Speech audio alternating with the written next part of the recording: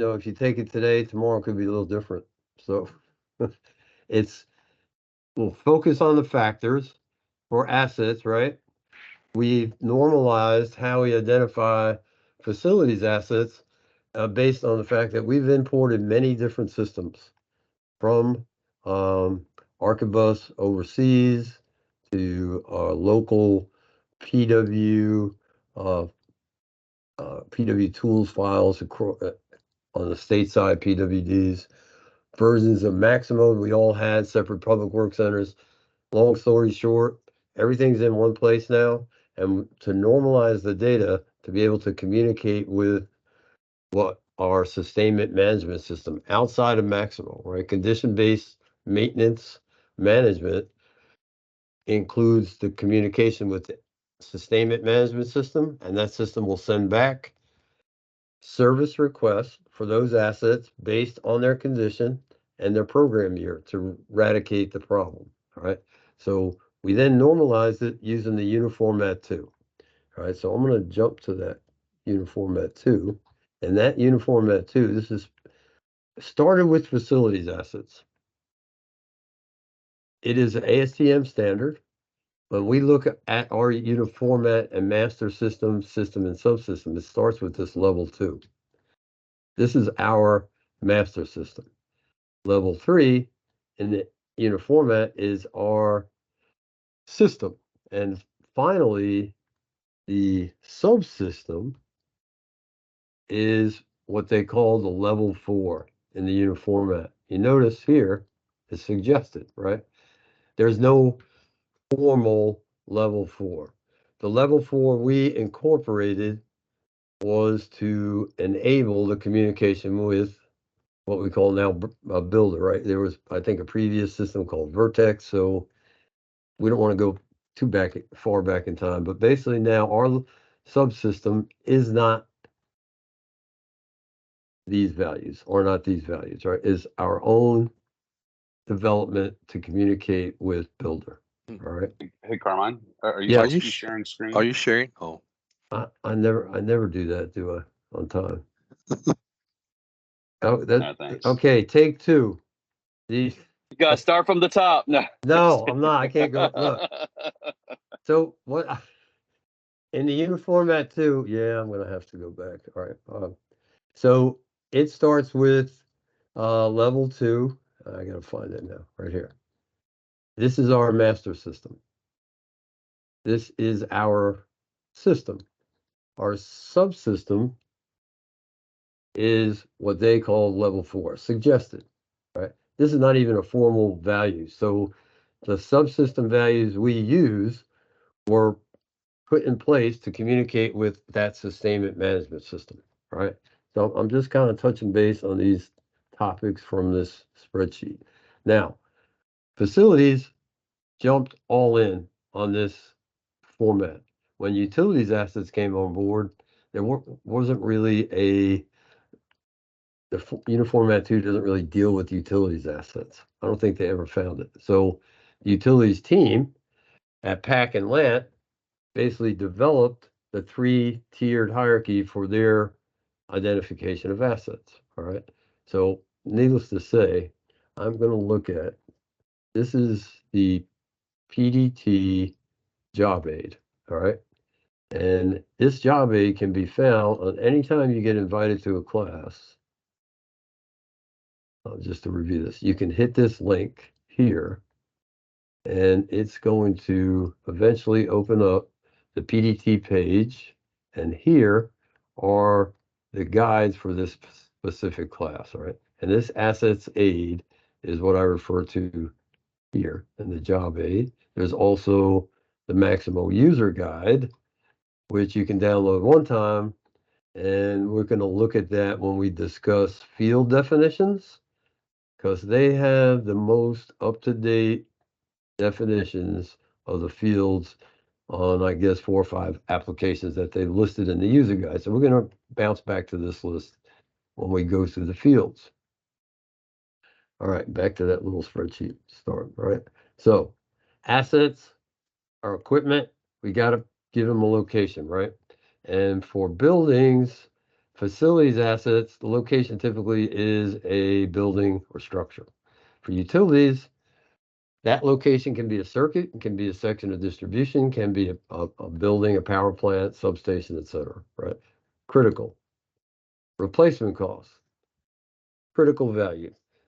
For facilities and utilities, condition ratings, the values are weighted based on that replacement cost, right? So a $2 million roof will drive the condition of a building versus a $10,000 air handler. However, that's when we're going to log in. Now I'm here and I'm going to pick, let me see.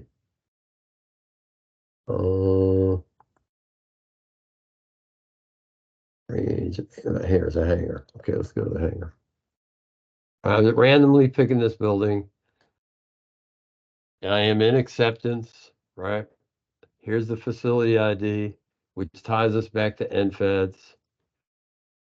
Here is the location condition index, right? If I go to the NFA master tab, it's the same value. Notice here in parentheses, the CI condition rating is the value terminology used in NFEDS, but it's delivered from Maximo, right?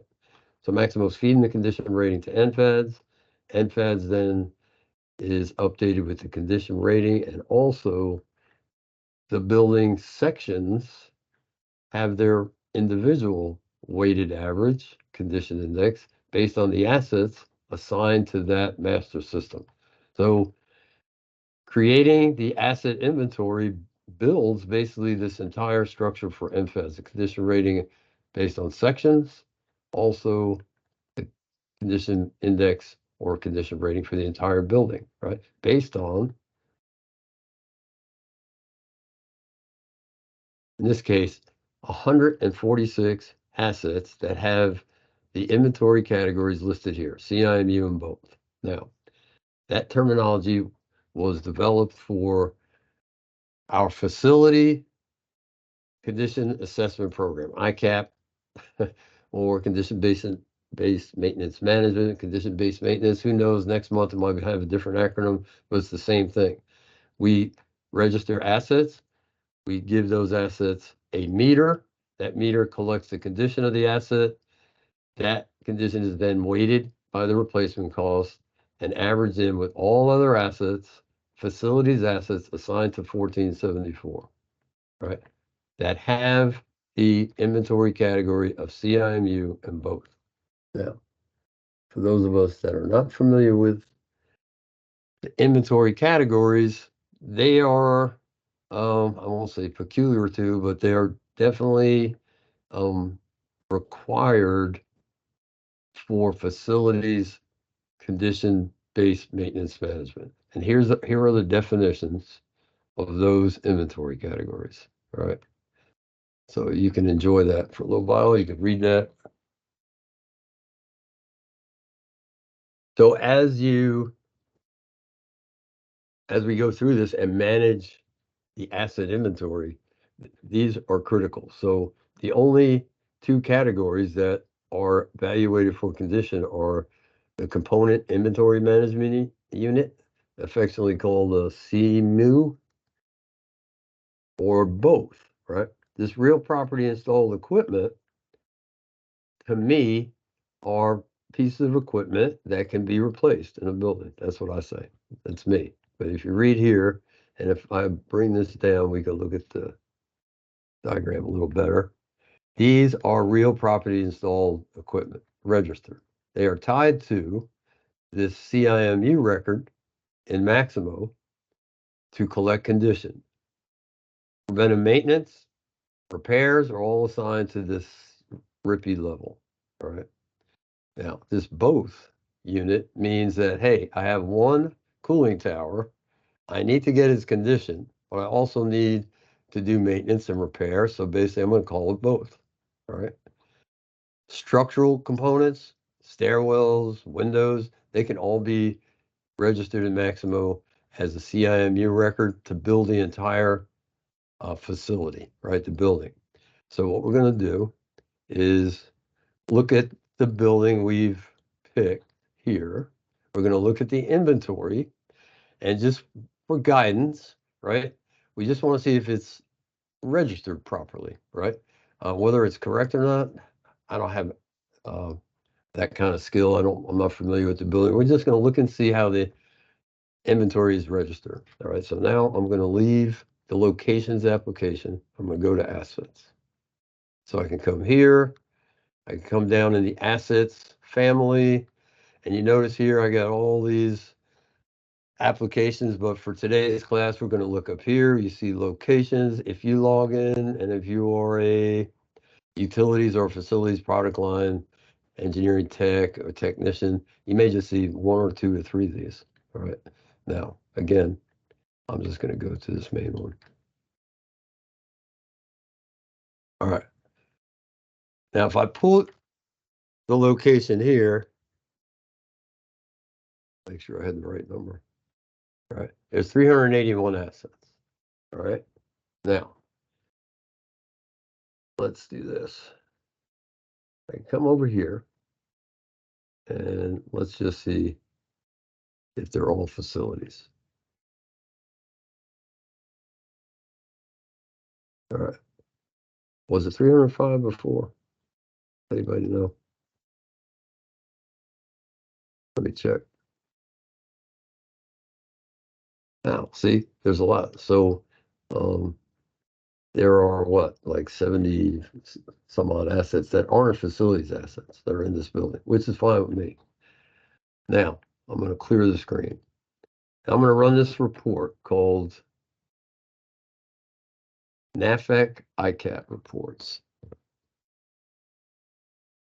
So again, going back in time, ICAP was Infrastructure Condition Assessment Program. They built these 3 classic reports to support our FMD to go out and assess the building for facilities, assets, and report condition. I'm going to use this bottom report. And it truly is really here to validate how the inventory is registered. If I want to include assets that are deactivated, I put the yes, right? And I want to include utilities assets. So let's just see what we get. And this guy we can shut down. All right.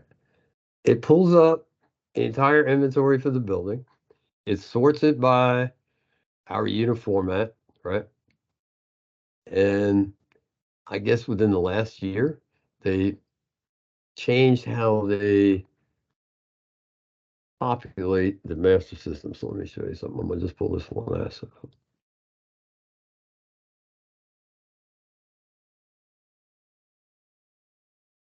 All right. So down here, it used to have the entire description with it, right? So now all you get in this report are the key values for the unit format. You don't see the description. This field is unit format description. So the report now kind of leaves a little to the imagination because you can't tell what's on here. But basically, it's sorted by that unit format value. All right, I'm going to go to these fields, and it gives you the status, right? The asset type. Here's our inventory category. Here's the replacement cost, quantity, unit of measure, the condition index, the PM flag. This tells you if this asset is under an active PM in Maximo, right? Y is yes and no. And then somewhere, sometimes you'll see a RY, and probably not here, but it's for a route, right? If they're on a route, you'll see RY, okay? And so I'm going to go back up. Here's the asset number, and here's the parent, right? And here's that CIMU to RPIE, real property install equipment relationship right here, okay? Then you have a description and a unit format. So to validate the inventory, number one, if it's a CIMU or both, we should have a replacement cost and we should have a condition index, right? We should never see real property installed equipment of the facility's asset type sitting alone by itself, right? You shouldn't, but sometimes you do, right? So now in order to account for all the assets in a building for condition, they either have to be assigned to a CIMU, be registered as both, or a CIMU. So I'm just kind of cranking through here. So you see these doors, they're assigned to one CIMU, and this one here, and these are all CIMUs. We have replacement cost. Good. All right, now, see these? All right. Real property installed equipment, facilities asset. Maybe we're not sure what this is. It's storm drain. Maybe we're not sure it should be utilities or facilities. This is going nowhere. You got zero replacement cost, and you don't have a parent. It's facilities, so this is basically being ignored as far as condition goes, right? Same with this right here, right? Now, whether or not it's intentional or not, right? I'm not gonna mess with it because I'm not sure what we should do with it. But for inventory validation, you're saying, hey, this one's not getting credit. So I'd check it out. If it's not an asset, maybe we should deactivate it, right? Like this one, like all these decommissioned utilities assets. Now, what's weird is this. I have a utilities facilities asset here as the parent to all these utilities assets, right? Now, yeah, I'm not sure. Hey, Carmine, it's Chris Ford. Yeah, go Yeah, ahead. so I actually came across this not too long ago, and through investigating it, the reason being that those are all RPIEs is the individuals that were building them didn't understand the asset management, side of the house and ICAP. Yeah, These and are but mostly, yeah, these are utilities. So these utilities assets? right. These are boilers. So the individual that was building them didn't Okay, understand what ICAP was and how it feeds into different systems. okay, So I'm actually working with the individual to convert all of these for all of Southwest from okay, RPIEs to CIMU or both. And the okay, reason I'm saying that is because for the others that are on the line, if these are RPIEs, they will not generate builder requirements which support projects. right. So that's why it's super important to have it as a CIMU or a both. Well, here's the analysis. See these right here? All right, this is a kind of complicated building for sure. So, and I never know which ones I pick, but I'm trying to. I'm gonna go back up here. So these actually made sense to me. All right, see these doors? These two hangar doors, right? 01 and 02. So 3101, 3102. As long as they're tied to a CIMU like this, the condition for the CIMU is what gets sent and calculated. The assets do come back. You can get requirements to these, to the CIMU. To the CIMU, yeah. Right. Okay. So you're right. The deal is that this philosophy is really subjective. I can make every asset in a building both, and I'd be fine. I can make them all CIMU, but that means the technician is required to bring back condition for every single asset in that building, right? If they're all both, shoot, you know what? I'm getting off this building. Sorry. I'm gonna go back here, and I think I had some examples that I'll do the class.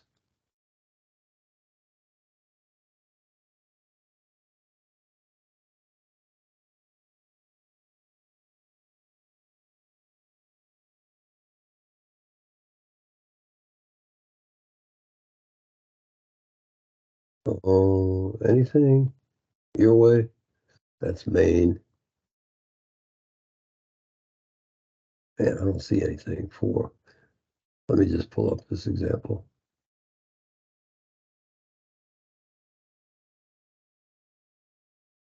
I don't know if this is going to make sense. It's half the time. All right.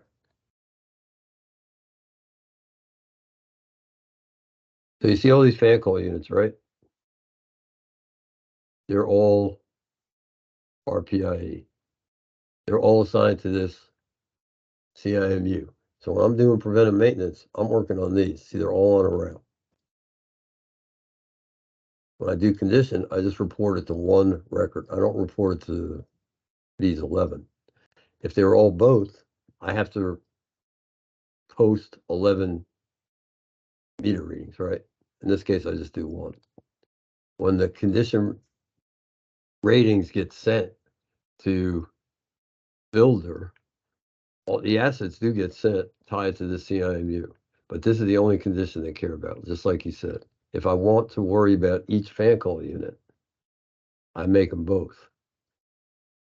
The weighted average, $7,000 in this building obviously is pretty effective. You go to another building, you have 50 fan call units on every floor, and you got 4 floors. It just became kind of cumbersome for the technicians back then to do it. So now if I can make these all both and I get rid of the CIMU, it's the same thing, right? So when we look at the inventory, and I probably picked a wicked building, but is there any base that you're more comfortable with, or does it matter? You go in here. I'm in Southwest. So Carmen, that was a good building because it had all Really? the examples. Yeah, Yeah, I was just pointing out that I got you, but I was concerned that it looked like a lot of the utilities assets should have been facilities assets. That's all. I don't want to make that call on my end. So yeah, no, those were built correctly as being utilities because the boilers, even though they're associated with facilities, they're still considered a utility.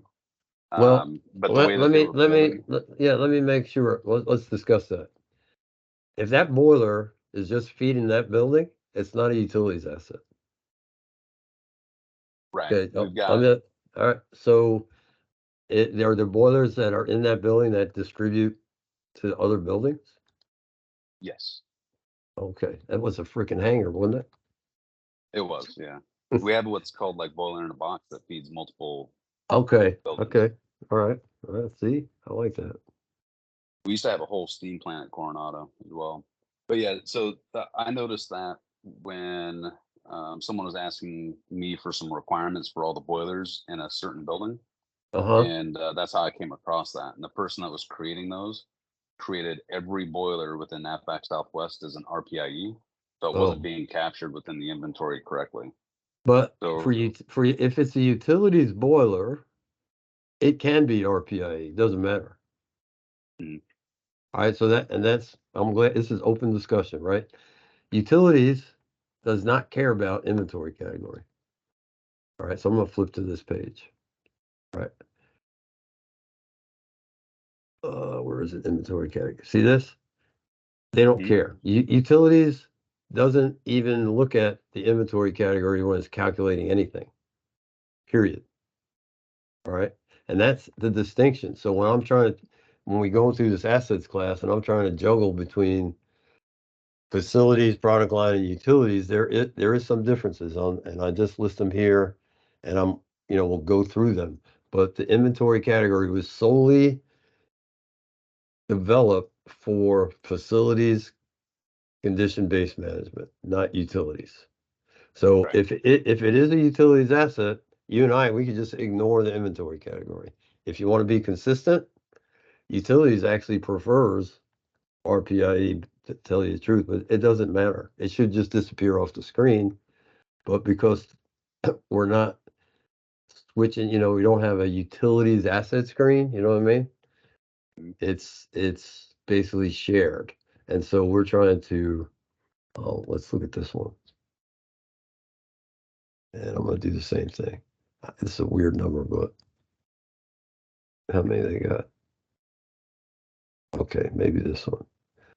So, and that's a good discussion, because if a utilities person is online They don't care about inventory category. It's required on the field, on the screen, but it's not required for condition-based maintenance management. It is, however, right, for facilities. And there's where we get the confusion factor comes in.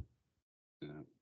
But yeah, that's why some of those were facilities and some of those were utilities. But even Yeah. the facility ones are still showing us RPIE because they're following the same process. Yeah, and So that, there's and still quite a bit. yeah, and that looked like to me, we had a facilities asset, CIMU, collecting utilities data on that one building. But I'm not, that's why I'm avoiding it. Needless to say.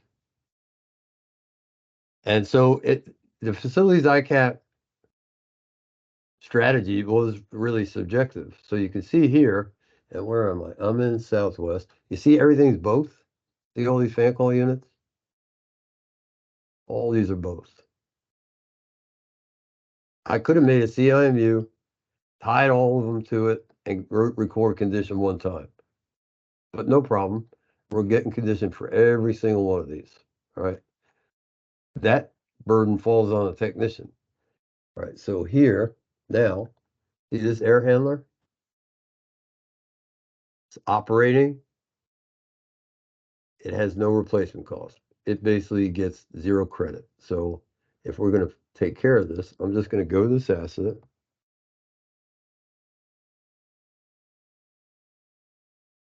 Bring it up here.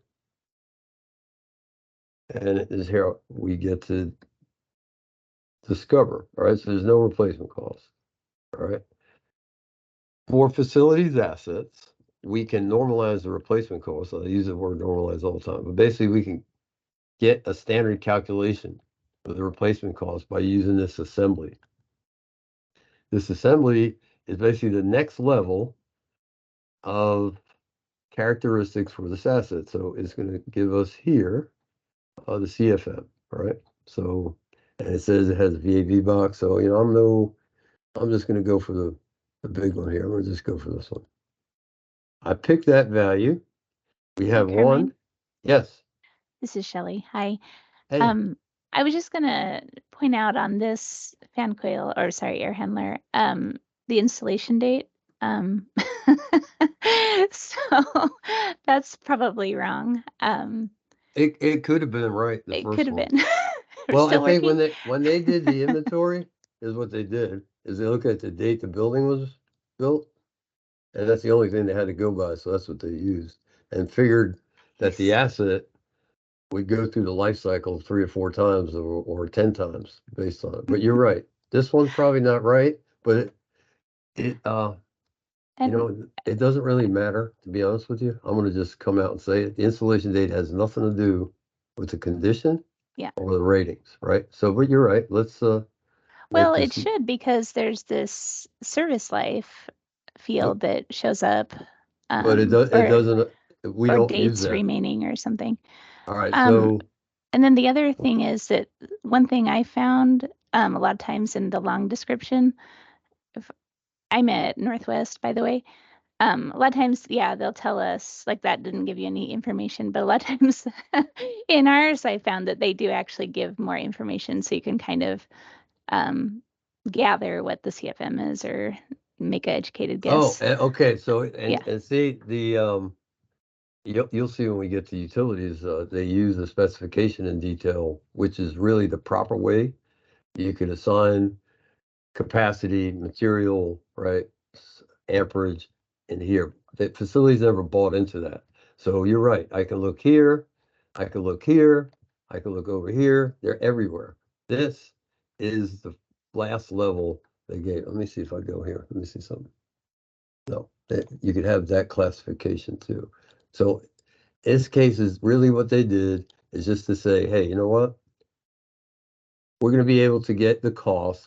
I just picked that at random. Me. It says 1, here's the cost, and here's the cost factor. Geographical factor based on the location to use, and it calculates the replacement cost here. Right? And you can't change it. Once, if you use the assembly to determine the cost, you can't change it as long as that's populated, but if you save this record, and that's why I'm just kind of going through this stuff. I could take this out.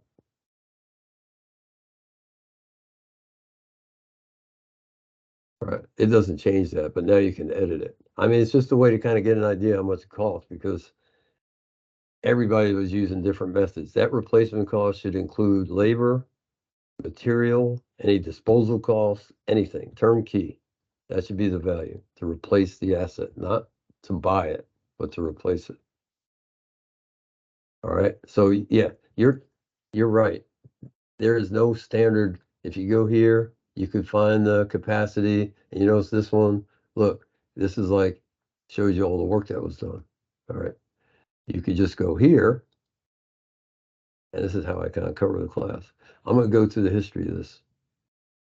This tab shows open work orders, closed work orders, preventive maintenance records, labor charges, anytime the asset was moved, status changes. So here, all these work orders are here, right? If there's a PM directly assigned to this, it shows up here, right? If there is labor, here's all labor, and here are the meter readings. Here are the characteristic meter readings here, way back, right? Status. So you can use this history tab, kind of check out by asset a lot of information without going to the different PM or work order applications. You can come to this based on asset. You can come to these tabs here. Let's go back to this one now. Okay, and I'm going to go back to our discussion. I'm going to stay on the facilities road, and then we're going to switch to utilities. All right, so I don't want to confuse, in the middle of stream. So we'll come back. I'm going to look at the facilities policies. All right. So like we said, first, asset type. Once I pick facilities, the condition is going to affect the NFAD's property record for this location, this building. All right. So this will always direct the average being taken for this. I'm going to go back to this little slide here. All right. So just our technicians assess the assets. Each of the assets get a condition index. Now, in the facilities world, if it's CIMU or both, we're going to weighted average by replacement cost, and we're going to drive the condition to the property record. And in this case, because it's facilities, it's going to the property record and NFADS of the location of that asset. And then we send it over to NFADS. So that communication takes place every night, right? And here's our property record. Here's the NFA record, and here's the condition index that gets sent over. Now this is the training database, so it's the data is like back from almost a year old now, and so not up to date. But you see down here when they tested something. If you go to production, the NFA master should show previous evening, date and time. And so we are communicating with NFADS nightly, sending condition over, and they're returning any updates for the NFA master records, right? So critical. That's telling me where I'm going to send the condition rating. Come down here. We got standard information, right? Nameplate data, manufacturer, model, serial number. And we have a work center. Work center is, and this is where I'm going to jump to the user guide, just to demonstrate. All right, now, so the user guide, you can download it there if you haven't pulled it already. These definitions these are about a year old already, but it's the most up to date. So if you come in here, does anybody see Work Center yet? Yeah, Work Center here. Primary Maintenance Work Center. That's what it is. It's not the Work Center that's paying for the asset, that uses it. It's the one that maintains it. All right. Inventory category, just like we spoke to. When it's facilities, you got to make sure you have the right one. All right. If you use this strategy here, it looks like every asset you put in is going to be part of, probably set as both. All right. There's one, okay, this is not even a family here. And so mostly both, right? So that means if it's both or CIMU, I need to have a meter assigned. That's the only way we gather condition. This meter group, so to speak, is really 1 meter, right? It's on the main screen. The meter is located here. Even though it's assigned at the main screen, the meter populates back here. You could also add meters from this point. It doesn't have to be from that meter group. The meter group structure was used because in the interface where we bulk load, hundreds of assets, the only way we could assign a meter was from this main screen. And so they said, okay, we're going to create this meter group called facilities. So when we do the interface, we place that meter group on the asset we send in. It will then populate the meter with this CR1000. So I can't get to the asset meter table on the interface. I have to use the asset. So we have one single meter where we record condition, right? And that condition rating is color coded here. Here's the scale, right? Now I'm going to go back to Maximo. If I want to place a meter reading on it, you don't come here, right? You wish you could just come in here and change that, but basically you come down to more actions. You hit enter meter readings, right? Now what do we get? We get this. We don't see the description. We don't see that scale. Right. We just see the condition rating, the value, the number that you're going to get when you pick a color. Okay. This is really what the technicians use to look and see. You go, okay, well, it's okay. It has some problems, but it's still working all right. It's getting worse. Right. But in Maximo, you just see that. So it'd be nice to see a little description anyway. So what's our value here? This one's on the way out already, right? So it's red minus. And it was last read in 2018. So if I change it, let's say we do some work to it and fix it. And this is where my point was with the installation date. We are really using what they call assessed condition. They never really use the chronological condition, which, based on this value here in 2018, this thing should be, dead by now, right? So we're just going to bring it back to life. We do some work on it, we bring it up. All right, so now on its life cycle curve, we're here on the middle range. Now we push this asset back up. So the installation date, if we don't touch an asset and we install it, let's say, like you said, 10 years ago, life cycle is 20 years, halfway through it, we should be close to this, consider it's getting bad, right? It's rolling down. If we put eyes on it and we push it back up, then this is supposed to be right here. And I'm just saying what it's supposed to be, not what it is, okay? Because this is supposed to be inspected condition index, right? And then this one's supposed to move based on this life cycle, but it doesn't happen, right? The only condition we ever see or use are the ones we put our eyes on. Okay, there's never a chronological degradation of this asset. So basically, And we're just, go ahead. What was the SCI? Did you say that already? I think this is supposed to be system condition index, or the system that this asset is assigned to, Okay. like air conditioning. But these are not using, and I'm just showing my age basically. They never really populated these. They just populate this from the unit format that we assign to this. Air handler says it has a 20-year life. And this one says remaining service life based on this condition. So if I move, let's see if we move it, if that even changes. So let's make it perfect. And you know, so I'm just playing it here, right? See, now it's 20 years.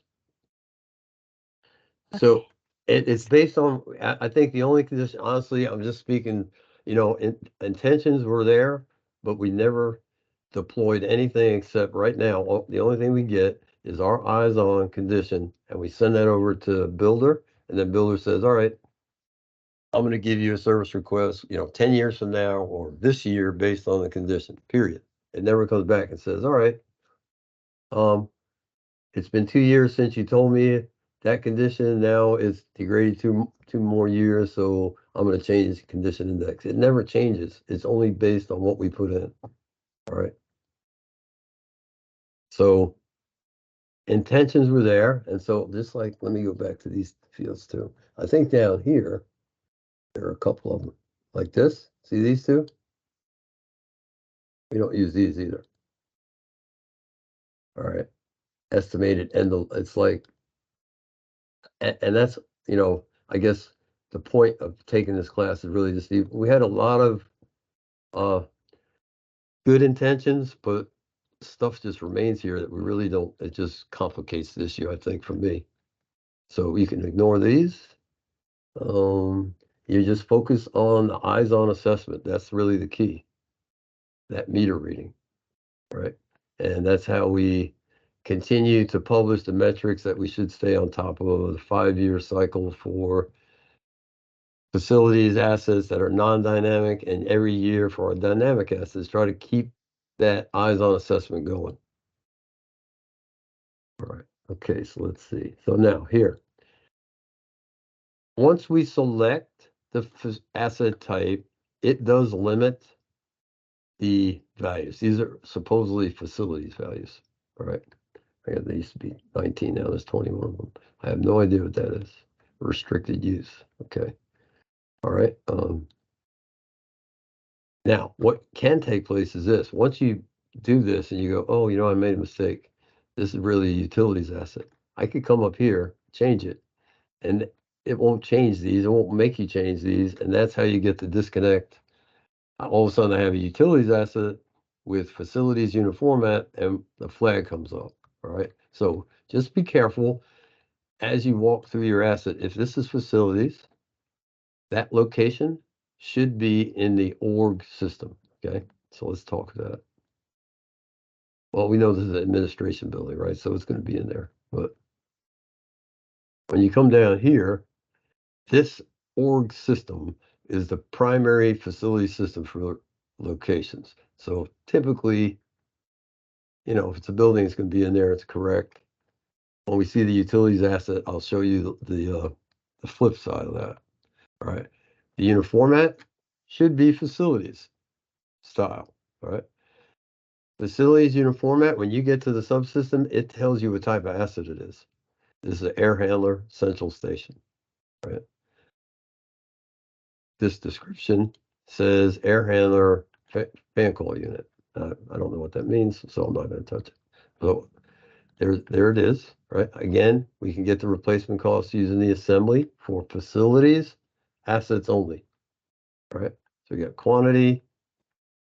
Unit of measure is coming from this unit format value, as well as that design life we saw. The cost factor is coming from the location. It's a physical feature.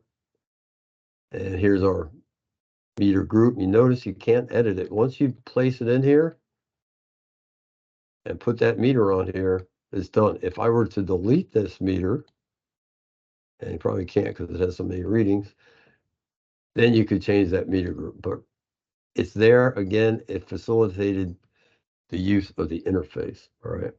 Now, technician and location POC.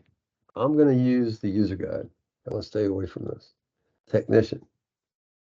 If you're going to assign this asset to the same person every time, and we put the asset on a work order, probably would work.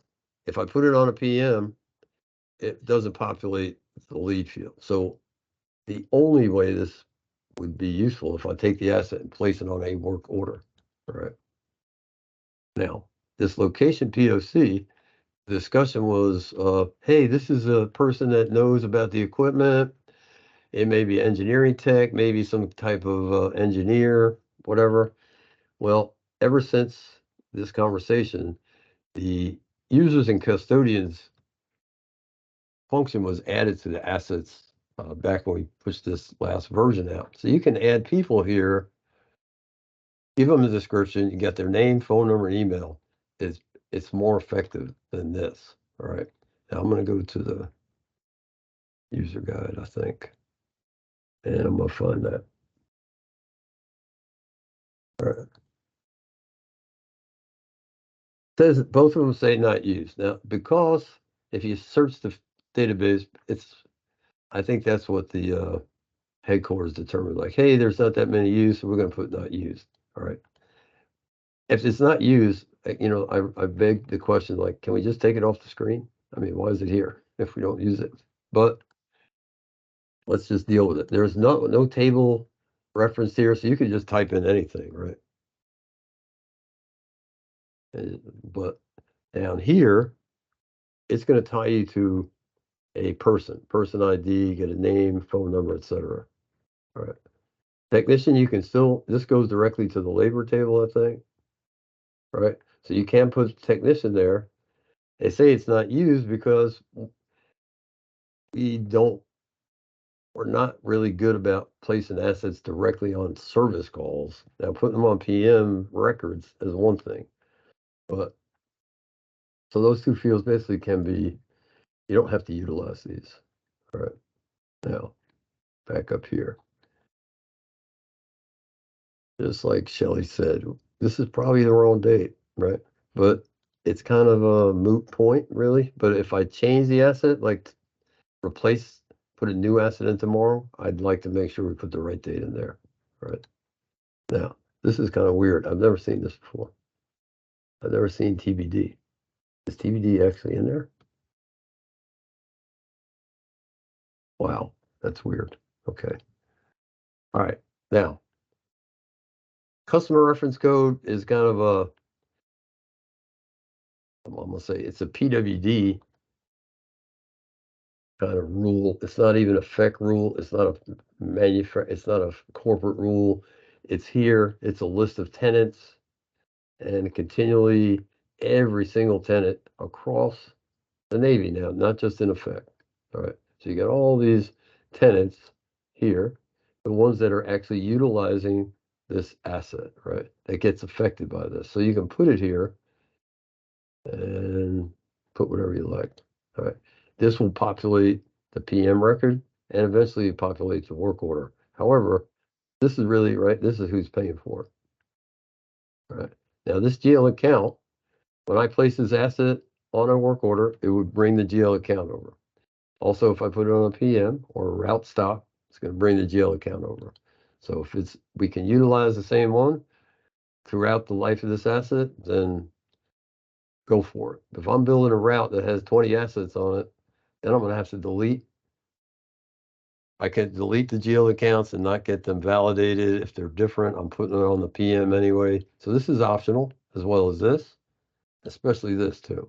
Now, I don't know of, this is inside a building, right? So the map grid here may tell us where it is on a building map. Okay, that's fine. It's not, these are not critical. They're not used. The building, if I'm a new technician and someone says go to buildings, 01 or whatever, the NFA master, this map grid is the same, right? See that? That's the same as on that record. That's really for the building, right? Not the asset, but okay. I'm cool with that. There you go. All right, this is going to tell me where the building is. The map grid that gets posted, it actually gets posted on the work order report. It's coming from the NFA master, not this field. All right. PM program, PM plan. When we get to utilities, we'll dig in, but these are kind of flipped to me. This PM plan field is either yes, no, or not evaluated yet. It tells us this asset is part of the recommended PM plan, or it isn't, or I haven't seen this asset before, so we're not sure. This is supposed to be the response telling the the headquarters that, hey, I implemented the PM plan according to your recommendations, or I did it more, or I did it less, or I'm not doing it at all. And we'll see that in utilities. Right now, I don't think, these are not applicable for facilities. All right, okay, now. Item type, tool rate, rotating item, had to do with, I think there was a tool room push. We're gonna register tools as assets and we're gonna issue those, right? So if I can issue the tool to somebody and then it comes back, that's a rotating item, all right? For facilities type assets, we're not bringing this air handler into a shop and fixing it and then put it back on the shelf. Working on aircraft, that's exactly, everything was a rotating item. Pull a radio unit out of the airplane, go to the supply, they give you another one, you put it in that plane, the plane takes off. Meanwhile, they're fixing the radio, it goes back on the shelf. And I come back again next month and I get that one, put it on a different plane. So that's rotating. We don't use this. All right. And personally, I'm not a fan of failure class either, and I could say that because I'm teaching the class, but basically, this was a throwback. Some poor person was tasked with developing this failure hierarchy, right? So I'm going to show you. I'm going to go here. Now, what it was supposed to be is when the work order was completed, I should be able to come in here, and if I have a failure class PM, right, I would come down here and say, oh, these are the problems, all right? Well, failure class PM is really kind of not a failure class, all right? So I'm going to pull up a different one.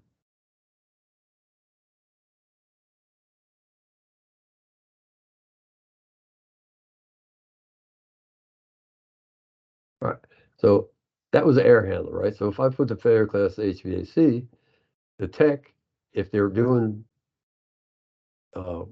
end-to-end failure reporting, we come in here and go, okay, what happened was the controls were bad, right?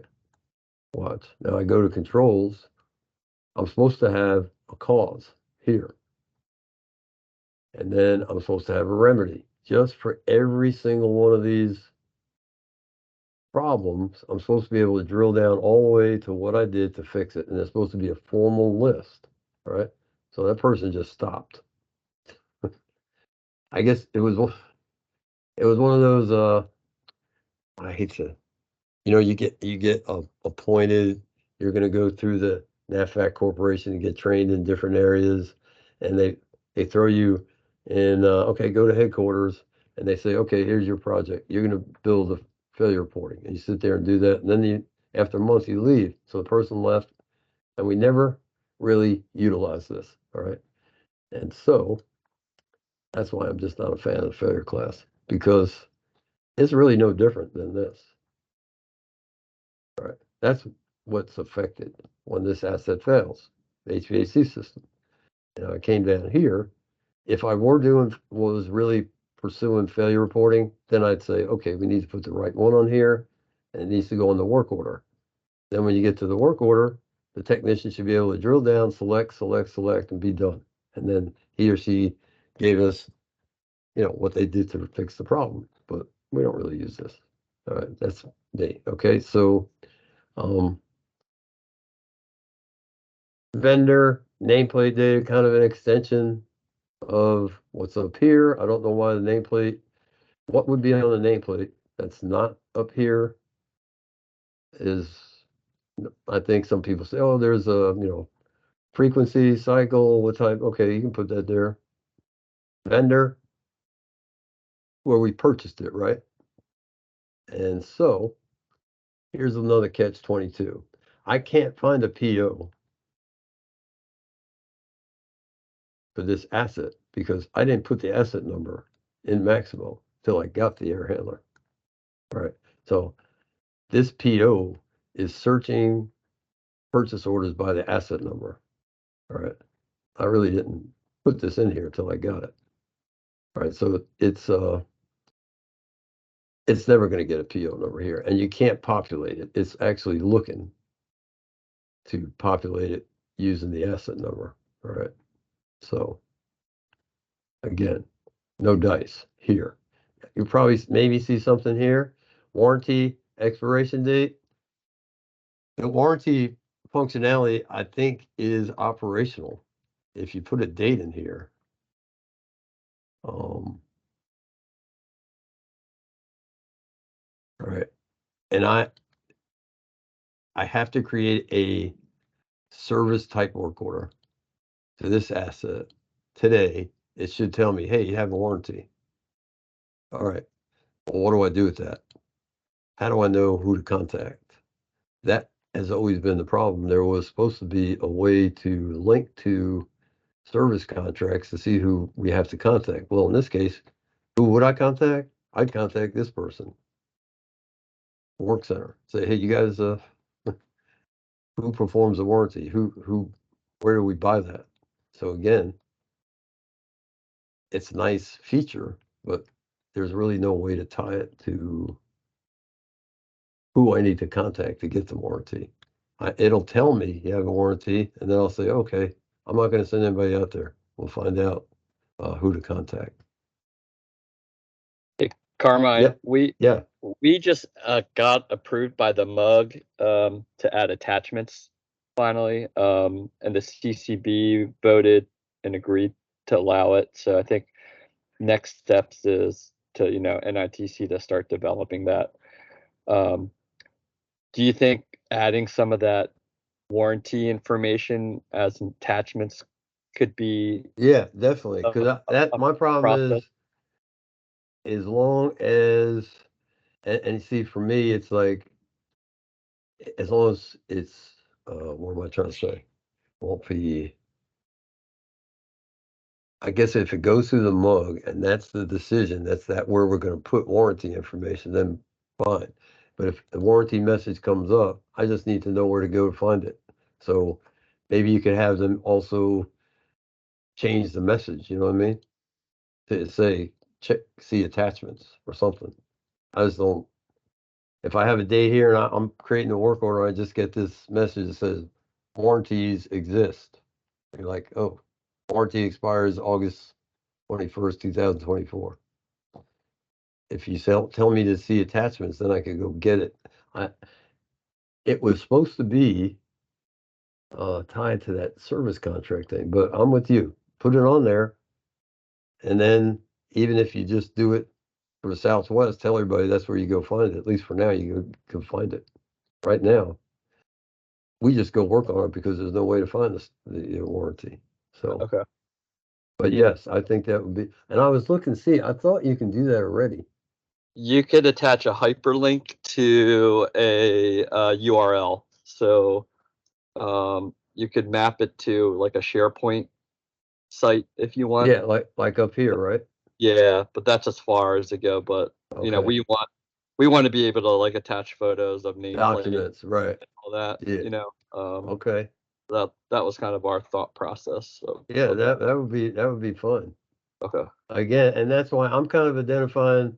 You see this field, and you're like, oh, I do have a warranty, so I put a date in there. What's going to happen? It's just going to throw up that message, right? But if you have the warranty there, we can find it and get the people to come in and check it. We don't have to pay for it. So, yeah. Same thing with this, right? I think you guys someone's Exwick is working on this one, right? So, yeah. First of all, you check it if it has a certification, and the state should be connected somehow to a preventive maintenance certification schedule, so you know when it's going to expire, right? So in this case, again, nice, they put it on here, they discussed policy, but nothing ever got traction. So this is here, If you know it's an elevator and there's certification, sure, put it in here, but then you got to find the date. And until there's a process where we're actually searching this way, I would just kind of sit back and wait for it to get life. You know what I mean? So, all right, I'm gonna go to the guide again. And in this guide, all the way at the end, there's this little, just a quick desktop guide, okay? And it's basically says, all right, you're gonna create an asset. The red fields, you have to populate those to save it. These are other kind of process related. The description could be blank, but you want to put it in there. Distal location, especially for our both and real property install equipment facilities assets. I mean, where is this air handler? And again, like Shelly said, I can look up here sometimes. People put it up here. Notice here it is right there. See that? Well, you want to put it where it belongs, right? Because there are a lot of times they're not going to put the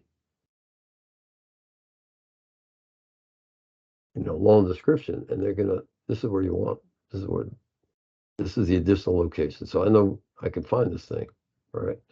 If I have to walk and do an inventory, and some of these reports are going to look at this value to tell you where it is, so you want, if it's scattered across your record some other place, just copy it like I did, put it in here, so it would be consistent about the definitions of the data we have in the system. All right, now, let's see. That's the main screen for facilities, all right? I'm going to go to spare parts. All right. You got two panels on the spare parts tab. Subassemblies, which are other assets, and spare parts. These are actually parts. The spare parts looks at the item table, right? You can use this method that brings up items that have been previously used as spare parts. So you can pick them, put them on here. So let's say I pick this belt, hit OK, save it. When a PM work order is generated, the report will list the belt. The job plan may say, check belt, replace if necessary, right? Well, now I know what part to use, right? So you can assign spare parts to assets, and they will show up in the preventive maintenance reports. So you can know what parts to use when the job plan says replace if necessary, right? Okay. Subassemblies, I go back here. I'm going to pull up one that's active, if there are any. And here you go, this one.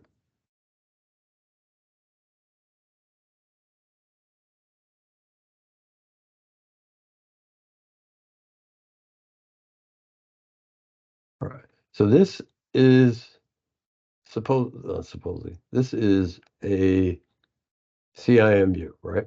It says quantity 1. Well, it's really not quantity 1, right? There's 2 of them here. All right. So again, looking at our inventory report here, I have a CIMU and I have 2 assets that are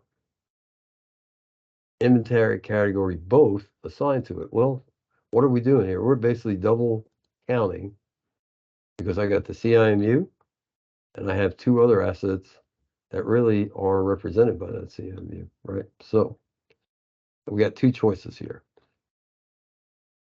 I disconnect the CIMU and cancel and deactivate it, right? And so I can go to each one of these and remove the parent, or I could come here, whoops, and I go over to the side.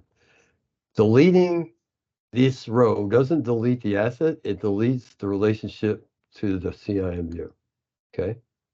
So that's what I want to do. I don't want these tied to the CIMU anymore. They're standalone. We have a history already, so I'm going to get rid of these 2. All right, I'm going to save it. Now I take this asset and I'm gonna deactivate it.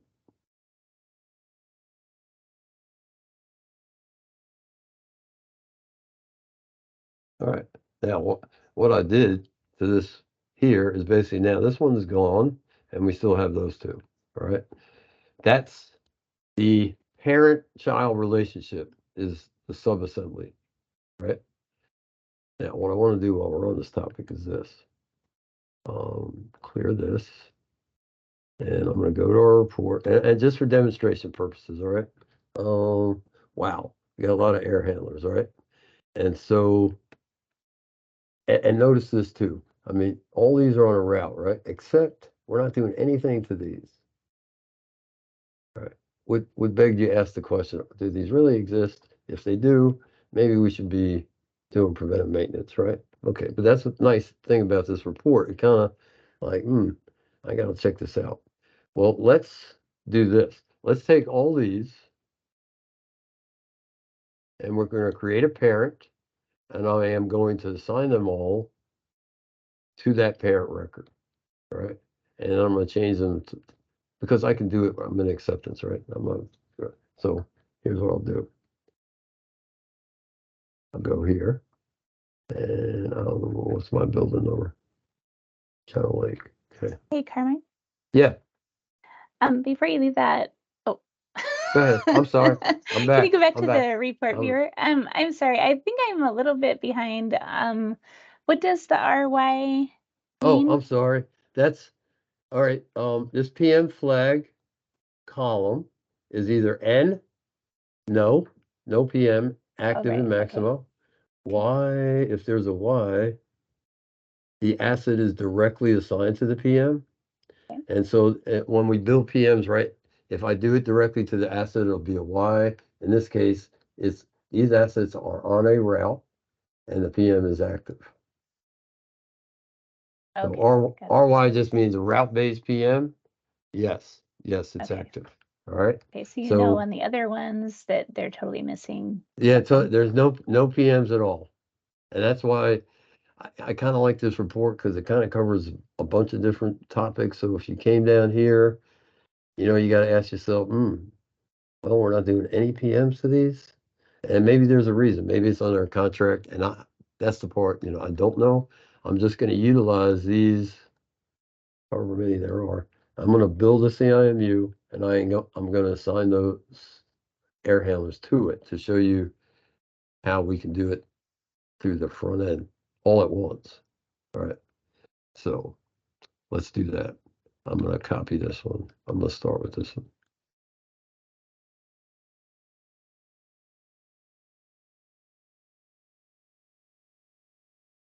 Okay. I'm just going to use this as a template. All right. I'm going to duplicate this. You come down to more actions. Slowly scroll down here. You duplicate. All right. Maximo generates a sequential number with the FEC command ID in front of it, right? And I'm just going to keep it. I'm just going to put PDT in front of it, just so you can change this asset ID until you save the record, right? And I'm going to do this. Air handler units.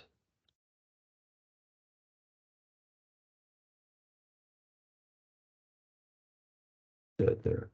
I know what building it is. All right. So that stays there. This is there 4 zeros? Yeah. Okay. All right. So now CIMU records, I don't need that. It's really kind of got a bunch of things. And here we go with this. We're just going to put ones just because I got to put something in there. And this one is CIMU. Okay. It is air handlers, right? And it's not a fan call unit. I don't know why. That's weird. But anyway, I'm just going to come here and pick. All right. So how many are there? Well, I got 1, 2, 3, 4, 5, 6, 7, 8, 9. 9. 9. Okay. Now, I could, use this again. If I look on here, it says these are all about $20,000 a piece, or it says anyway. Times 9, 180,000. Sure, I'll do that.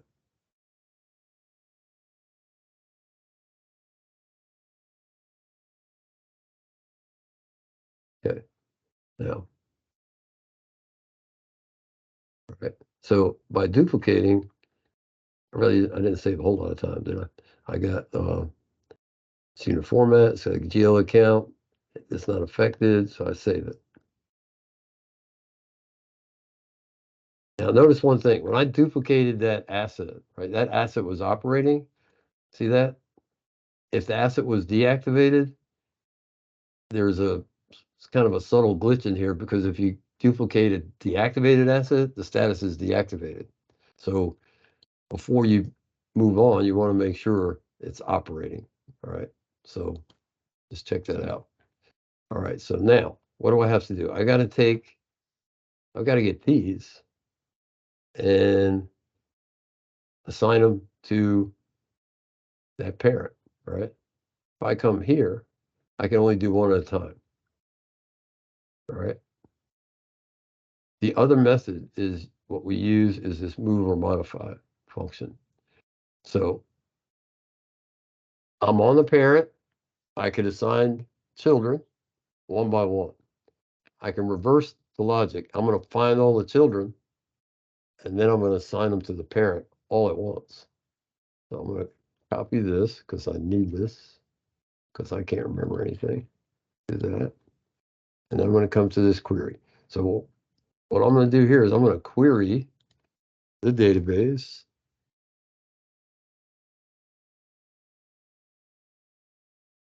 And let's see what these are called.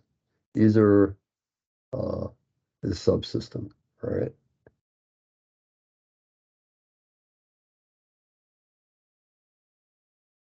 So I'm searching now in China Lake Building 1 for assets that appear and that are operating, just to make sure.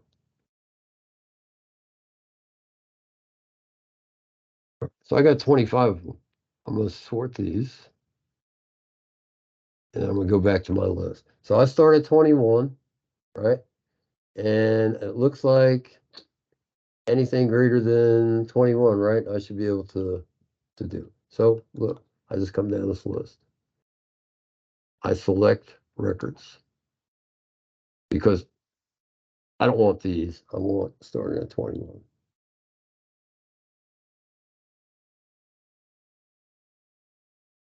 I don't really, it's weird. Did I check that one or not? Yeah. Does anybody know why it does that? It's a pain.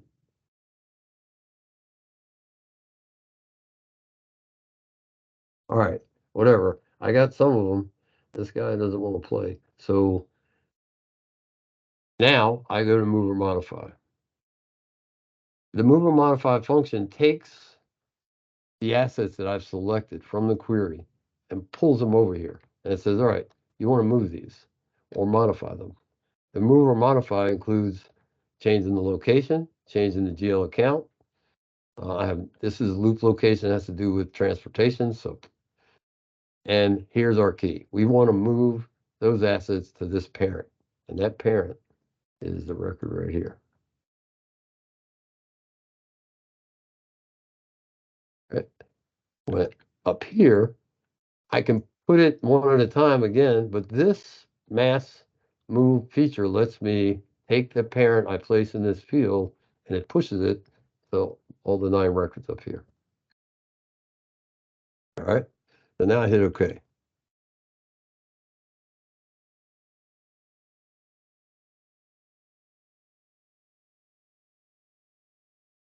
Right. And they were all moved.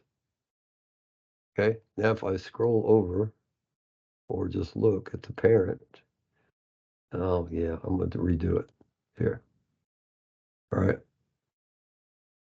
See these? These all have the parent now, okay?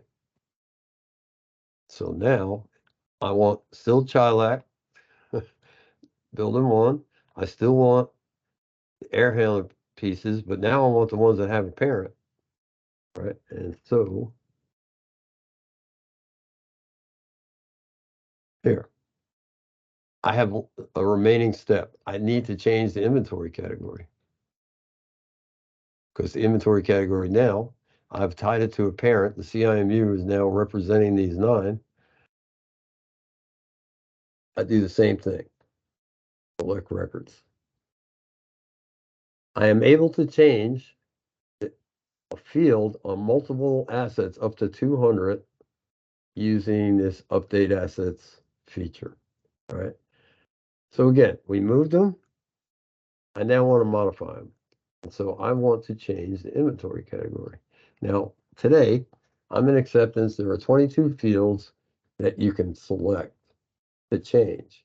And we're going to do inventory category. You scroll down, find feature. So I'm going to change it to RPIE. Update. And I'm done. If you did it one at a time, you could be here a while. We'd be, waiting. But here you go. So now let me rerun this report just to show you the difference. And so I'm going to clear the screen. I'm going to go back down to run reports. Now, what's the report? It's NAVFAC space ICAP, enter, inventory validated. Building.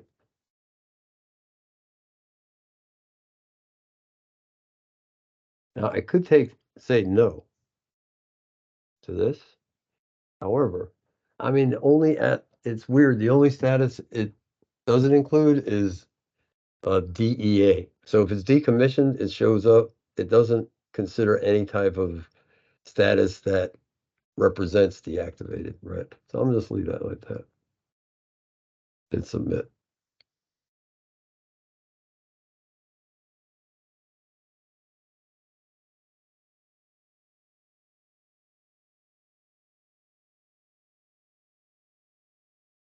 All right, so we're going to go down to these air handlers now. See, here's the parent.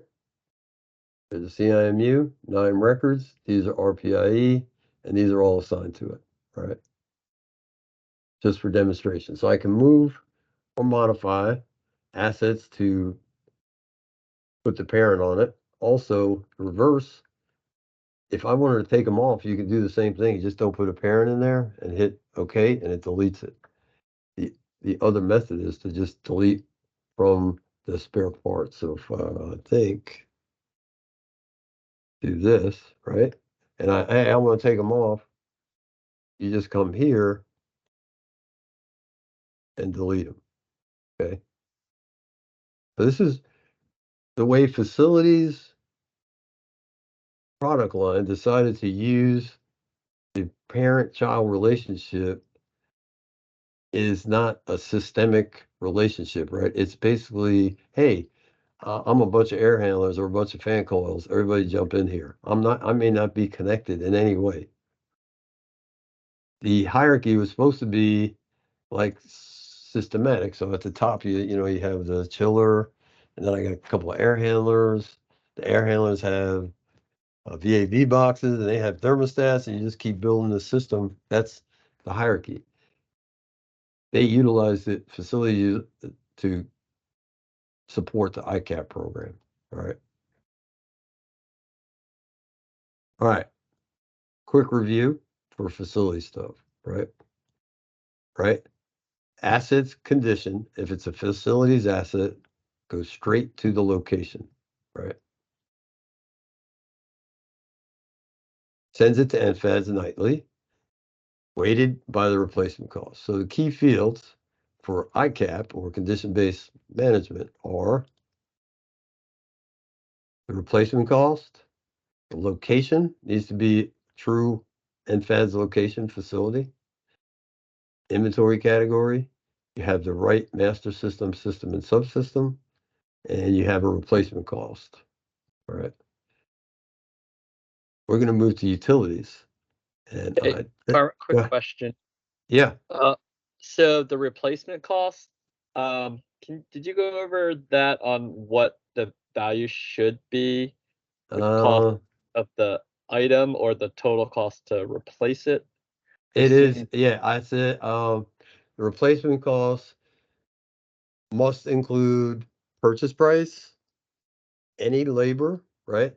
Any environmental cost, disposal, cleanup, anything. Basically, it's a turnkey. I should be able to walk in that room and the asset's replaced and everything's cleaned up. So whatever it costs to replace it, right? So, yes, everything. So that assembly cost fact, it incorporates all that cost. So when you pull the assembly and you put 1500 CFM, whatever, and the cost factor, that's a standard means cost to replace the asset. All right, is that good? Are you good? That's great. Thanks. It's great. Okay, good. All right, look. All right, let's take, can we hang in till 7 or my time 7? Are we good? Everybody need a drink or take a, Nope, we're good. anybody? I'm willing to take a couple of minute break. We're gonna go to utilities. Now, I'm gonna go to Northwest. Just because, so we can see some of their stuff. No, I'm not really picky. So we're gonna go here. And I'm gonna search for utilities asset. Operating. Shelley, any particular PWD you want or you care about, or does it matter? You could do Kitsap. Kitsap. Is that Um, is it not Bremerton, right? Is that the one? No. well, no, it is. Yeah, you could do Bremerton. Is You it could Bremer do like that? Bremer 900. Yeah, I'm gonna Bremer do dash this. 900. I'm gonna do anything in Bremerton. I'm going for the gusto. Right. Utilities, operating assets in Bremerton. Let's go. We're gonna just kind of take a peek, and that's those subtle differences, right? There are people that actually have to kind of bounce back and forth between product lines. So let's pick a valve. Oh, let's pick one that I know is, I'm gonna cheat. This is one of the new ones from the inventory, so let's do that. System valve right here. Okay, now, right, asset type.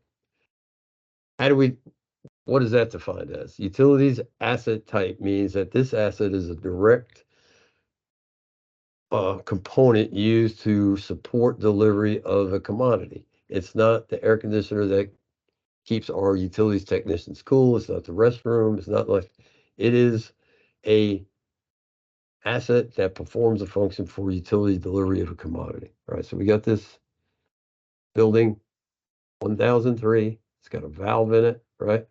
Now, this location, because I have a utilities asset, should be included in the UEM location system. All right. That doesn't mean it can't be in the org system both, because if you got a building, it may be in both systems. All right. So I come here and I'm like, wow, that's unfortunate, because this location, right? You have all these utilities assets, needs to be in the UEM system. And that's part of the current issue with the URT deployment. So I'm gonna just have to find something else so we don't have to mess around with this. All right. Switch unit, they're all here. Let me see. I'm gonna do this.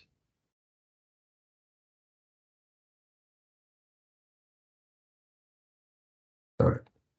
So why did I do this? This location now is a section of our distribution system. All right.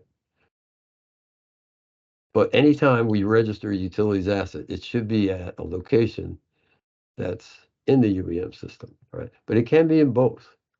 I mean, if it's a power plant, right, it's a building, it's going to have facilities profile, as well as a utilities profile. This case is solely utilities location. It's a section of distribution for potable water, and it's the controlled industrial area. All right, perfect. So I got this valve out here. All right, now back to our little diagram. Because it's a utilities asset, it's not affecting any of this property record that's assigned to the location. We just want to make sure it's in the UEM system. Every utilities asset is identified with its NFADS relationship in the specification tab. All right. Utilities went here.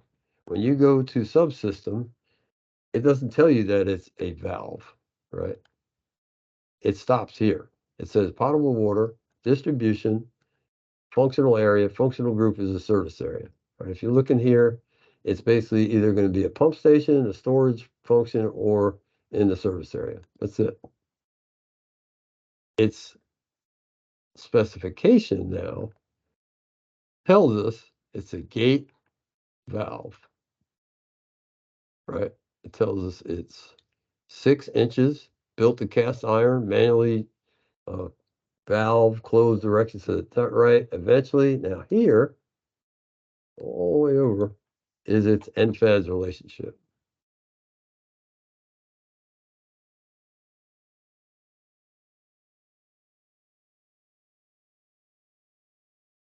Well, notice it's the same as that service area, right? It says potable water, service area, controlled industrial area. Here's its facility number. All right. Here's the property record. Here's the condition rating, right? It's kind of weird. Look, we got a lot of length because it's a section of pipe. It's 33,000 feet, but all right. It's a whole different feature. Now, this asset affects this property record. Not the location's irrelevant. However, rule still applies. I look at the asset, I give it a condition, data in Maximo is created properly. It's going to end up, because it's a utilities asset, it goes to the spec, then averages in all the other assets assigned to that service area, NFADS ID, and it weighted by the replacement cost. All right. So look, we got a replacement cost here. The use of assembly is null and void for utilities assets. It doesn't work that way. They populated this assembly field when they began the utility risk tool deployment and moved data over here already. So the assembly is automatically populated based on the specification data. And so for utilities assets, replacement cost is always manually, I guess, developed and entered. It's nothing automatic about it, right?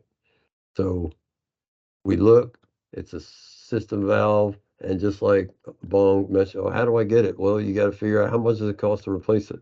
If I just replaced it, I should know how much it costs. I can put it in there, all right?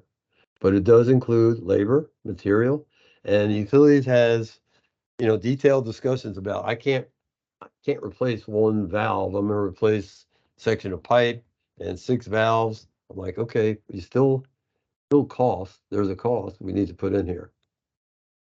All right. The plant replacement value, if I go back to that property record here. All right. So the entire service area says it's only $1.5 million to replace it represents 33,000 feet of service area. It includes all that stuff on it. That's kind of low. All right. So if I looked at all the assets assigned to this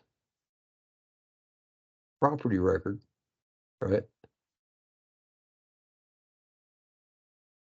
the way to look for it is actually, I don't know, I'm not going to search for it. I'm just going to show you how to do it because it takes a little while. But look, if you come back here, I've got to get the value, sorry.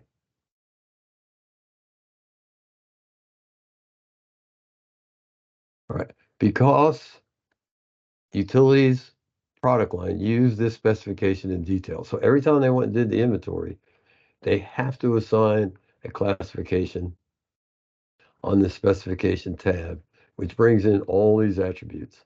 You populate these attributes, it affects this description. So observe. I'm going to change this to some other material. Actually, that one doesn't affect it. I'll just change the type for a minute. Check valve. All right. What's the description?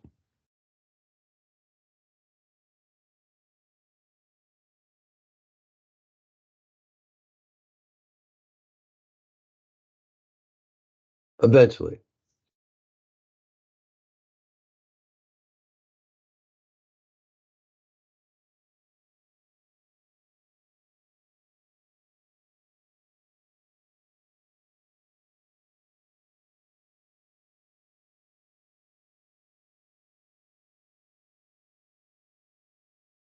Wow.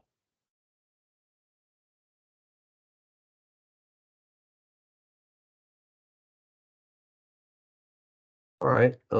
It may change it. All right. So I'm gonna go back to the guide just so I can check my. So I kind of go through.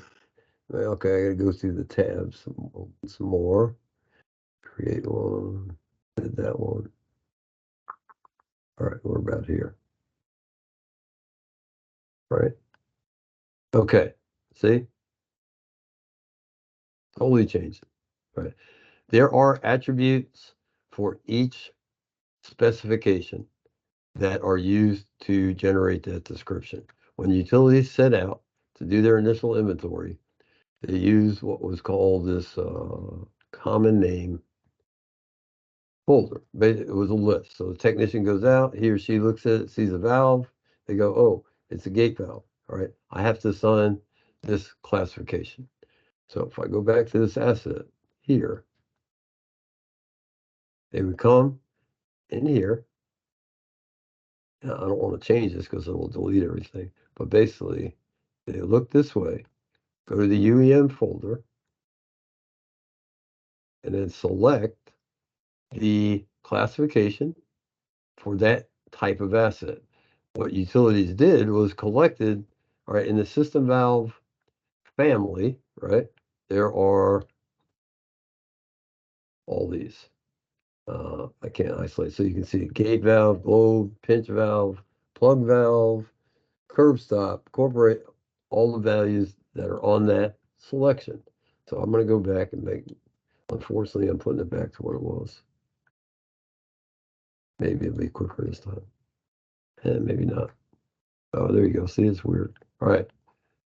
There. So you got the feature ID, which is the way I refer to the valve on the GIS drawing.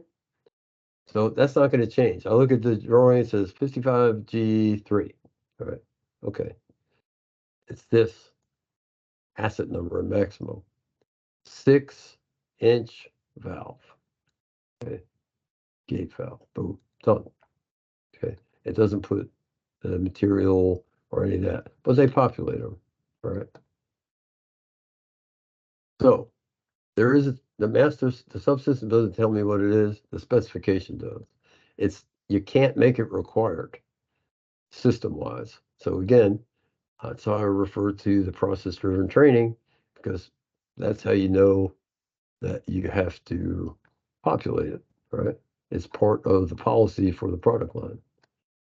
All right, same thing. This location be great. If I'm out on a section of distribution, right? Is there a door there really? You got me. I don't know if they might have duplicated something. I don't know if there's a door anywhere out on the service area, but okay. I'm just gonna east of door number 5. Okay, so we're good. We do this. What's different here? This inventory category just doesn't matter. Okay. The calculation of condition rating for utilities asset is based on asset type, right? directly, it has to have a meter. This meter is a UEM DI, degradation meter. All right, their sustainment management system was kind of reversed. It looked at the degradation aspects of the asset, not the condition. So they just said, oh, we got to have a different meter. All right, really, if you look at the meter scale, it's numerical, 1 to 5, right? Now, if I look at this definition here, right, it's really not any different than, this one, right? Basically have some issues, but it's still working okay. That's the scale. So I give it a 3. But a 3 really converts to 68, right? This is the number we're interested in. So even though the condition scale, right, is 0 to 100, we really only have 5 choices. You don't have 100 choices or 50, nothing. You have 3, you have 5, all right? And so that's where we place it. We put this reading on it. It generates this condition index. It is then averaged in with every other asset assigned to the asset specification facility ID here, okay? All right, so you remember for facilities, I could go to the location, look at the sections of the building, right? See the condition of those sections. I can kind of get a better picture of the shape of my building. For utilities, all I get on the asset screen is this. I just get each of the asset condition. In order to see what this is, I have to go to a different application, all right? So I'm going to go to what's called condition index, all right? So if there are any utilities folks in this class, you want to make sure you have access to this, all right? So I'm going to go there.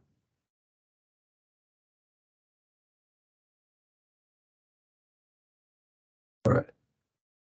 Basically, you should get 2 rows. One says future, and that contains any service requests that are generated from that sustainment management system that have out years of execution, right? So we're going to look at this current one. And basically says we have 535 assets assigned to this property record with an overall condition index of 46. Not so hot, right? Now, notice the asset replacement cost is what? $14 million, right? And what was the plant replacement value? 1.5 million. Not good. Okay. They're in the midst of going through what they call the analysis of the plant replacement value. And it's not just based on this, just overall, we believe that PRV is slightly low for utilities, all right, or maybe for facilities too, I don't know. So look, I'm going to go here. It's again this NFA master record, right? Same thing. So there's 78. Now notice that is 78. What was this? 46, right? Again, one we looked at is current. This one was not, hadn't been updated since February, right? So I'm not going to ignore that. So now, same facility ID, I can now collect the 500 some odd assets. Now, this is going to take a little while. So while it's basically going through the asset inventory by specification, looking up every asset assigned to that thing. So we're going to let it roll. And I'm going to go back to that guide. And I'm going to go to this. All right. There are flat file interfaces. All right. When you get a new building on site or big renovation, and you don't want to enter, 200 assets one at a time, there is a series of interfaces that support, number one, the main asset information, the meter reading for that asset for, let's say, facilities, so you can load all the assets in, Once they get delivered and that meter is assigned, then you could drop the meter readings in. Right. For utilities, same process. Load the assets. You then load the specification data. And then you load the meters, right? So in this order, right? That would incorporate, when we first bulk loaded all the utilities information, this is how we did it. They went out and did the inventory, files were delivered, then files were loaded. Right. Hey, that was pretty quick, actually. That was just a little delay. So here's the 535 asset, right? Here are the locations, right? Now, remember, weighted by replacement cost. So let's do this. I can download the assets. I can look at them. So really, we only have 2 that are zeroed, right? And those conditions. So now I'm going to reverse it. Let's see what we got here. We got to have some high price assets in here. There you go. Look at that sucker. Sorry. That's 12 million bucks right there. All right. Its condition is 43. That's why the condition index of this property record is so low, is because of this $12 million asset. Okay. There you go. That explains that. All right. Okay. I'm going to go back to assets. Any questions before I jump off of this condition index one? And you can look here too. Shows you the service request for that record requirement. Okay. Now we're down to the day-to-day operations, all right? We're going to replace an asset. And what I'm going to do is this first. My favorite report.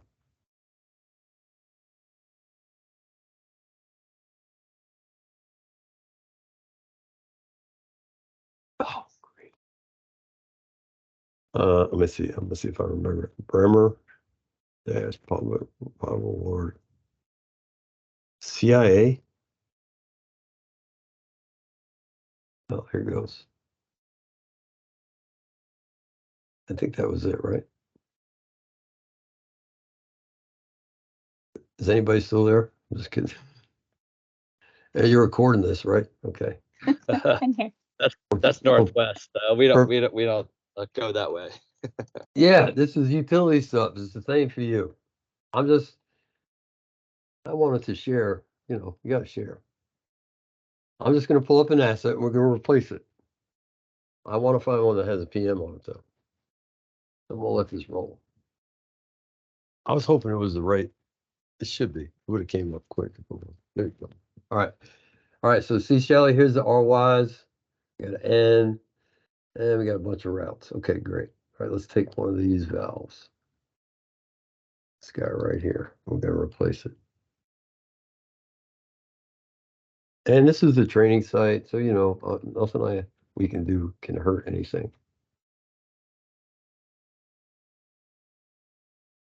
All right. That's good to know. I was wondering about No, that. yeah, we can do anything we want. Matter of fact, yeah, it's like a playground for me, and it's a good way to kind of, you learn. Like, I'm gonna just try something and see what happens. So you just come in here and do it. All right. I'm gonna replace this. We're gonna go out. We find out, oh, this valve is beyond repair. We can't fix it. I'm gonna replace the valve. All right. So an option. We have this detailed specification. We don't want to lose any of this. And when you duplicate, it keeps it. So if I'm replacing this valve in the service area and anywhere, it should have a new asset ID, because this asset carries history with it. Remember all this?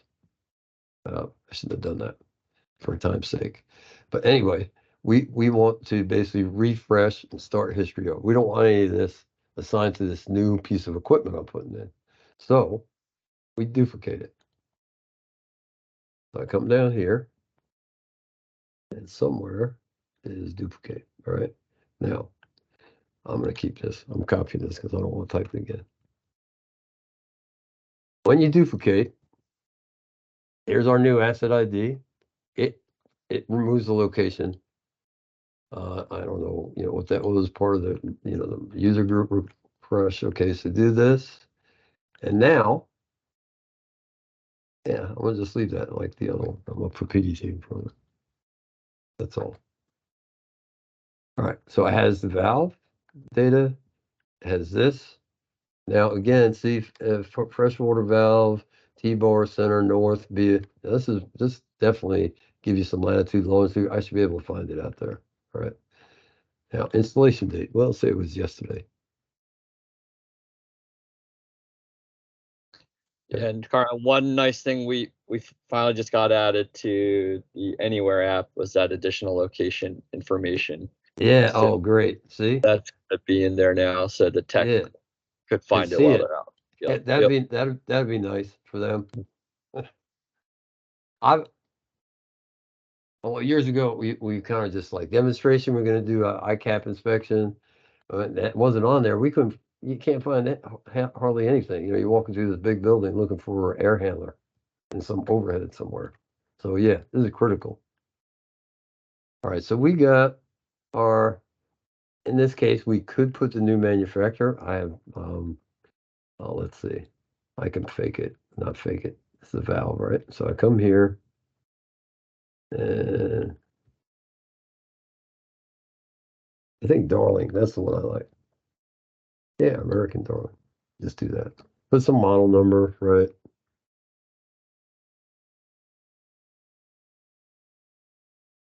And serial number.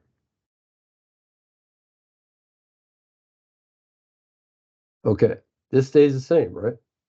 When we duplicate it. This is correct. All right. We updated that. That stays the same. Okay, I know what I forgot on the utilities one. And I come here. We have a meter, and that should not be there. Okay, let me see something. Let me try something. I'm gonna save it. I think it should go to 100. Yes. Okay, once you save it, there's no reading. So it assumes brand new, it's 100. So we should, however, if you're entering a new asset, you should still put a meter reading on it with a date. Where the heck is that? Because that's where the metric feeds off of, like, oh, okay. Is 5, I think it's reversed. Is 1 good? Yeah, 1 is good. Okay. All right, so now I have a date, right, and a reading. Boom, we're good. Spec. We kept everything the same, right? If for some reason, some weird reason, it's not going to change on the GIS drawing. It should still be a gate valve. And honestly, I would think it would still be the same material, same size. It's got to fit in there. And it may be some kind of different material that still can be used with a cast iron, whatever. I update the spec. But by duplicating, I bring the spec with me, and now we're good, right? All right, let me go back to this list. Now, this one here, right, we need to deactivate because we're basically replaced it with our new one. All right. Now, our new one had a PDT in front of it, right? Okay. Now, I'm going to come to this asset. We know this asset is on a route. Okay. So here's my philosophy anyway. If I'm going to deactivate an asset, you're going to go to change status and you select this weird value, DEA, deactivate, or, dead, DEAD. It's a synonym of demolish. It's a synonym of decommission. But for some reason, this was what they like to use. Honestly, it doesn't matter. They all get unusable. So look, I select that. I am not going to check any of these boxes. If you check these boxes, maybe when you're demoing a big building, you can just say, you know what, I'm shutting everything down. I'm going to check these boxes, and it's going to take the routes, take it off the route. It's going to deactivate PMs. I want Maximo to tell me if we're utilizing this asset somewhere, because I have to replace it with that new one. So I hit OK. And immediately it says, hey, this asset is on a route. Okay. All right. So cancel, take the asset number. And this is where I need to, I should have copied the other one, but I'll find it. Before I leave, I'm gonna find it. Let me go back here. All right.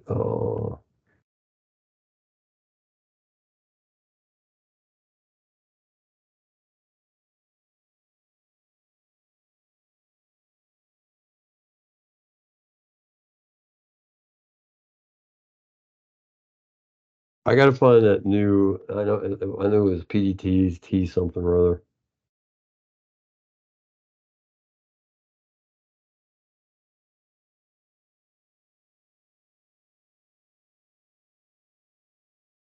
All right, that's our new one, right? Let's double check this thing. It's in operating status. Copy it to my little notebook here. Now I'm gonna go to pull that asset off of route, right? Because what I should be doing is not just pull it off, I need to replace it with a new one. Routes are located in the planning module.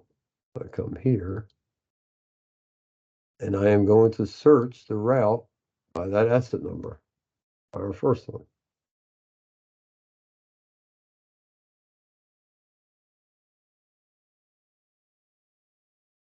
We got it in 2 routes, okay? So I'm not gonna bother to find out which is, I'm gonna find my asset on this route and I'm gonna change it.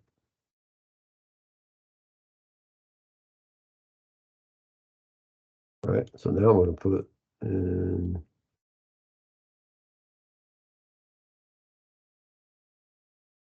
So you understand what we're doing here? I'm basically replacing, I deactivated I want to deactivate this asset, but I replaced it with the new one. So now the new one is going to be on the planned maintenance schedule. All right. Go to the next one. There it is. Place it there. All right. Now I know whenever the PM generates a work order again, it's going to set up for my new asset number. I go back to the asset application.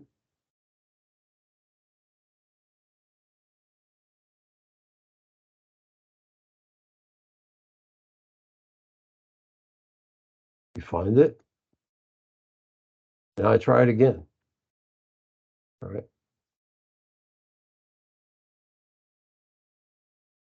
If it goes through, there are no active PMs, no routes alone. Now this asset is basically shut down. It's got its own history from whatever. The new one, the PDT valve, now begins its new life, right? And goes through. Okay. All right. So, is there a question that I missed? Maybe there is. Hold on. Oh, okay. All right. Are there any questions? Okay, I'm gonna just jump back to this guide to make sure I did the mass update. I did the, let's see something. Okay, the tabs, right, the last thing. All right. Okay, we looked at the spare parts tab, right? We have sub-assemblies and spare parts. Safety. That was very similar to that failure code project. Someone started building the lockout, tag out, hazard, precaution, and then all hands went up and said, look, it's too difficult to not only put in here, but to basically get it to the troops where they need it. So safety is now relegated to our shop, foremen, supervisors, training, making sure safety gets pushed locally. All right. Meters. This is where our characteristic meter is. This is where the information lives. It tells you. Now, in this case, look, this asset has NFA ID right here. Now, what's weird to me is why doesn't it show up on that tab? It should show up here. So I got a problem with that. Maybe because we deactivated it. Let me go to the other one. That's maybe why it doesn't show up.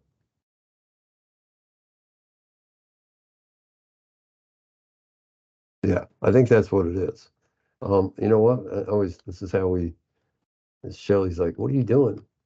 I'm gonna reactivate this asset, see if it shows up. So I get to learn a little bit too, each time I do this. So change status. Look at that. That's what does it. Okay. Yeah, there you go. I learned that. All right. I guess what it is because it doesn't want it to even incorporate it in the calculation, so it takes it out. That's just all right. Specifications tab, we saw for utilities, the detailed specifications. Again, if I create an asset from scratch and it's utilities, it doesn't tell me to put the specification on it. However, if it doesn't have a specification, it doesn't do anything for the utilities condition-based management or anything. You need a specification assigned to every operating utilities asset, right? History, well, this one does have history, right? Now, history shows every work order, whether it's closed, canceled. If you go to the work tab, it only shows us active work orders, right? But it includes completed. Active work orders includes anything from that's approved to complete. Anything has to complete is gone. All right. And I think that's the chase. I did that. We queried them once. Oops, turn that off. Okay. All right. Hey, we're good. All right. Appreciate your time. And Chris, we can probably stop the recording if you want. Yeah, I'll stop it. Thanks. A survey is going to you'll see a survey come in your email. Replying to the survey will get the certificate generated and sent back to you via email. So you probably see that tomorrow. East Coast, the folks are gone already. And so when I